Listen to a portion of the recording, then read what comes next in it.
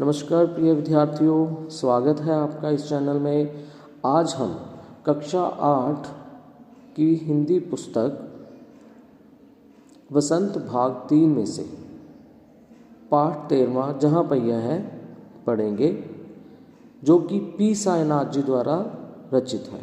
P Sainath अर्थात पालागमी साईनाथ का जन्म सन 1957 ईस्वी में तमिलनाडु राज्य के चेन्नई शहर में हुआ। इन्होंने जवाहरलाल नेहरू विश्वविद्यालय से स्नातक की उपाधि प्राप्त की। ये भारत के भूतपूर्व राष्ट्रपति वीवी गिरी के पोते और कांग्रेस नेता वी शंकर गिरी के भतीजे हैं। पत्रकारिता के प्रति गहन रुचि होने के कारण इन्होंने पत्रकारिता का क्षेत्र चुना। इनकी पत्रकारिता सामाजिक समस्याओं, ग्रामीण हालातों, गरीबी, किसान समस्या तथा अन्य मुद्दों पर केंद्रित है। वर्ष 2007 में इन्हें रेमन मैगसेसे अवार्ड से सम्मानित किया गया। इसके अतिरिक्त इन्हें और भी अनेक प्रतिष्ठित सम्मान प्राप्त हुए। तो चलिए अब जहाँ पहिया है का पठन करेंगे, जो कि एक प्रेरणा स्रोत है। यह पाठ एक प्रेरणा स्रोत है जिसमें लेखक ने अपनी पुडुकोट्टई तमिलनाडु की यात्रा का वर्णन किया है। इस पाठ में लेखक ने पुडुकोट्टई में हो रहे सामाजिक परिवर्तन और महिलाओं की आज़ादी व उनकी प्रगति का उल्लेख किया है। तो पढ़ेंगे पाठ 13वां जहाँ पहिया है। पुडुकोट्टई तमिलनाडु। साइकिल चलाना एक सामाजिक आंदोलन है। कुछ अजीब सी बात है ना, लेकिन चौंकने की बात नहीं है। पुडुकोट्टई जिले की हजारों नवसाक्षर होता है जो नया नया सीखा हो, ग्रामीण महिलाओं के लिए यह अब आम बात है। अपने पिछड़ेपन पर लात मारने, अपना विरोध व्यक्त करने और उन जंजीरों को तोड़ने का जिनमें वे जकड़े हुए हैं, कोई ना कोई तरीका लोग निकाल ही लेते हैं। कभी कभी ये तरीके अजीबोगरीब होते हैं। भारत के सर्वाधिक गरीब जिलों में से एक है पुडुकोट्टई। पिछले दिनों यहाँ की ग्रामीण महिलाओं ने अपनी स्वाधीनता, आज़ादी और गतिशीलता को अभिव्यक्त करने के लिए प्रतीक के रूप में साइकिल को चुना है। उनमें से अधिकांश नवसाक्षर थीं। अगर हम 10 वर्ष से कम उम्र की लड़कियों को अलग कर दें तो इसका अर्थ यह होगा कि यहाँ ग्रामीण महिलाओं के 1/4 हिस्से ने साइकिल चलाना सीख लिया है और इन महिलाओं में से 70,000 से भी अधिक महिलाओं ने प्रदर्शन एवं प्रतियोगिता जैसे सार्वजनिक कार्यक्रमों में बड़े गर्व के साथ अपने नए कौशल का प्रदर्शन किया और अभी भी उनमें साइकिल चलाने की इच्छा जारी है। वहाँ इसके लिए कई प्रशिक्षण शिविर चल रहे हैं। ग्रामीण पुडुकोट्टई के मुख्य इलाकों में अत्यंत रूढ़िवादी पृष्ठभूमि से आई हुई युवा मुस्लिम लड़कियाँ सड़कों से अपनी साइकिल पर जाती हुई दिखाई देती हैं। जमीला बीवी नामक एक युवती ने, जिसने साइकिल चलाना शुरू किया, मुझसे कहा, यह मेरा अधिकार है, अब हम कहीं भी जा सकते हैं, अब हमें बस का इंतज़ार नहीं करना पड़ता।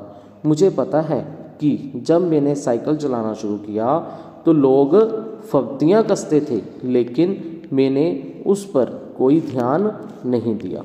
फातिमा एक माध्यमिक स्कूल में पढ़ाती है और उन्हें साइकिल चलाने का कोई चाव लगा है कि हर शाम आधा घंटे के लिए किराए पर साइकिल लेती है। एक नई साइकिल खरीदने की उनकी हैसियत नहीं है। फातिमा ने बताया कि साइकिल चलाने में एक खास तरह की आज़ादी है। हमें किसी पर निर्भर नहीं रहना पड़ता। मैं कभी इसे नहीं छोड़ूंगी।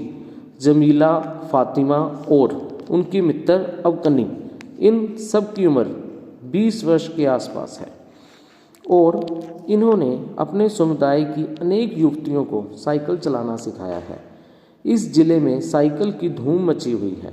इसके प्रशंसकों में है महिला खेतिहर मजदूर, पत्थर खदानों में मजदूरी करने वाली औरतें और गांवों में काम करने वाली नर्सें, बालवाड़ी और आंगनवाड़ी कार्यकर्ता, बेशकीमती पत्थरों को तराशने में लगी औरतें और स्कूल की अध्यापिकाएं भी साइकिल का जमकर इस्तेमाल कर रही हैं। साइकिल का जमकर इस्तेमाल कर रही हैं। ग्राम सेविकाएं और दोपहर का भोजन पहुंचाने वाली औरतें भी पीछे नहीं हैं। सबसे बड़ी संख्या उन लोगों की है जो अभी नव साक्षर हुई हैं। जिस किसी नव साक्षर अथवा नई नई साइकिल चलाने वाली महिला से मैंने बातचीत की, उसने साइकिल चलाने और अपनी व्यक्तिगत आज़ादी के बीच एक सीधा संबंध बताया। साइकिल आंदोलन की एक अगुआ का कहना है, मुख्य बात यह है कि इस आंदोलन ने महिलाओं को बहुत आत्मविश्वास प्रदान किया। महत्वपूर्ण यह है कि इसने पुरुषों पर उनकी निर्भरता कम कर दी। अब हम प्रायः देखते हैं कि कोई औरत अपनी साइकिल पर 4 किलोमीटर तक की दूरी आसानी से तय कर पानी लाने जाती है। कभी कभी साथ में उसके बच्चे भी होते हैं। यहाँ तक कि साइकिल से दूसरे स्थानों से सामान ढोने की व्यवस्था भी खुद ही की जा सकती है। लेकिन यकीन मानिए, जब इन्होंने साइकिल चलाना शुरू किया तो इन पर लोगों ने जमकर प्रहार किया, जिसे इन्हें झेलना पड़ा। गंदी गंदी टिप्पणियाँ की गईं, लेकिन धीरे धीरे साइकिल चलाने को सामाजिक स्वीकृति मिली, इसलिए महिलाओं ने इसे अपना लिया। साइकिल प्रशिक्षण शिविर देखना एक असाधारण अनुभव है। किला कुरुचि गांव में सभी साइकिल सीखने वाली महिलाएं रविवार को इकट्ठी हुई थी। साइकिल चलाने के आंदोलन के समर्थन में ऐसे आवेग देखकर कोई भी हैरान हुए बिना नहीं रह सकता। उन्हें इसे सीखना ही है। साइकिल ने उन्हें पुरुषों द्वारा थोपे गए दायरे के अंदर रोज़मर्रा की घिसी पिटी चर्चा से बाहर निकलने का रास्ता दिखाया। ये नव साइकिल चालक गाने भी गाती हैं। इन गानों में साइकिल चलाने को प्रोत्साहन दिया गया है। इनमें से एक गाने की पंक्ति का भाव है, ओ बहिना आज सीखें साइकिल, घूमे समय के पहिए संग। जिन्हें साइकिल चलाने का प्रशिक्षण मिल चुका है, उनमें से बहुत बड़ा संख्या में साइकिल सीख चुकी महिलाएं अभी नई नई साइकिल सीखने वाली महिलाओं की भरपूर सहयोग देती हैं। उनमें यह न केवल सीखने सिखाने की इच्छा दिखाई देती है, बल्कि उनके बीच यह उत्साह भी दिखाई देता है कि सभी महिलाओं को साइकिल चलाना सीखना चाहिए।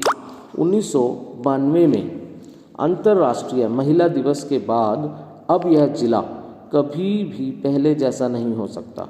हैंडल पर झंडियाँ लगाए, घंटियाँ बजाते हुए साइकिल पर सवार 1500 महिलाओं ने पड्डुकोट्टई में तूफान ला दिया। महिलाओं की साइकिल चलाने की इस तैयारी ने यहाँ रहने वालों को हक्का बक्का कर दिया। साइकिल चलाने की इस तैयारी ने यहाँ रहने वालों को हक्का बक्का कर दिया। इस सारे मामले पर पुरुषों की क्या राय थी?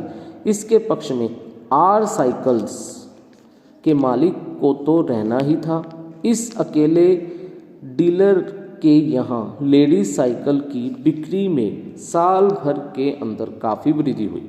माना जा सकता है कि इस आंकड़े को 2 कारणों से कम करके आंका गया। पहली बात तो यह कि ढेर सारी महिलाओं ने लेडीज साइकिल का इंतज़ार नहीं कर सकती थी, जेंट्स साइकिलें खरीदने लगी।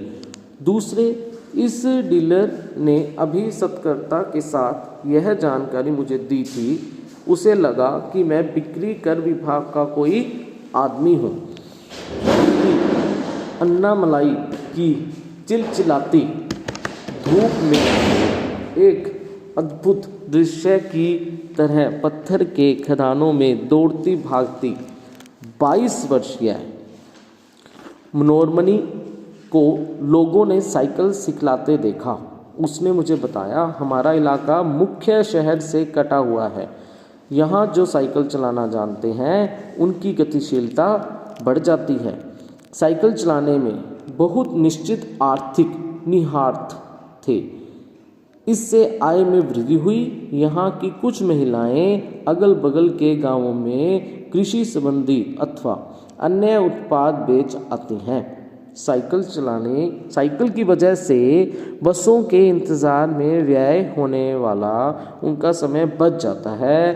खराब परिवहन व्यवस्था वाले स्थानों के लिए तो यह बहुत महत्वपूर्ण है। दूसरे, इसमें इन्हें इतना समय मिल जाता है कि ये अपने सामान बेचने पर ज़्यादा ध्यान केंद्रित कर पाते हैं।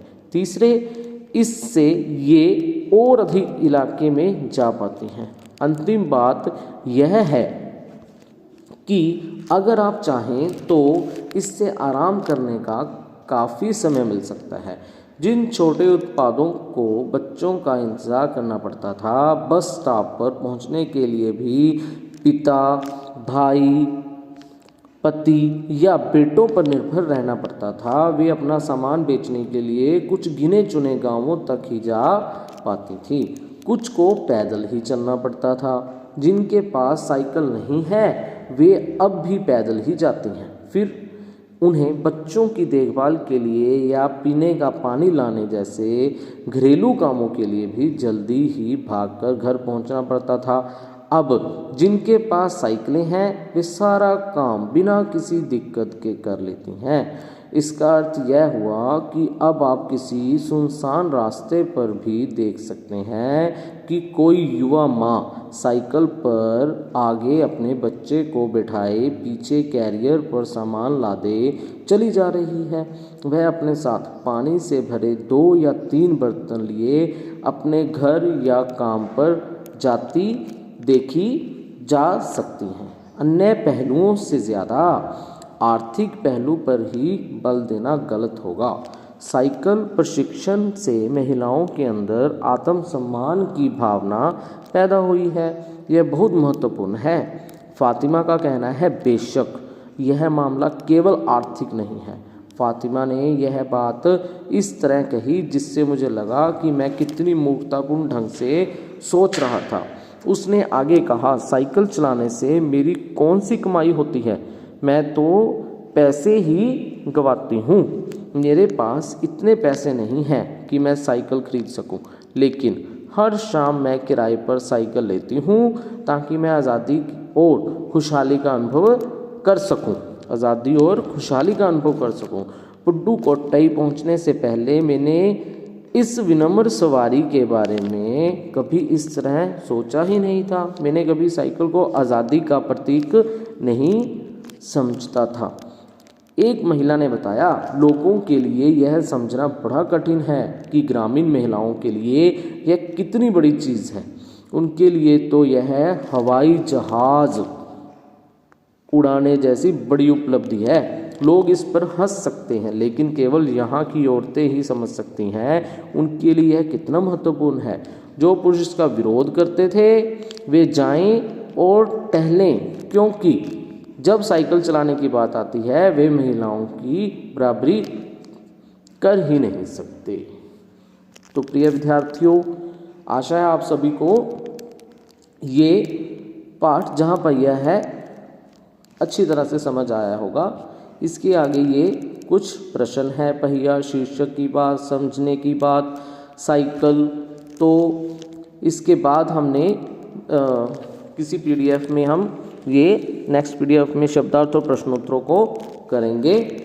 आशा है आप सभी को ये बहुत अच्छे से पाठ समझ आया होगा। तो किस तरह से देखो, पी साईनाथ ने एक ऐसे विषय को उठाया जिसके द्वारा जो औरतें हैं वो समाज में एक और रुतबा हासिल कर सकती हैं। धन्यवाद।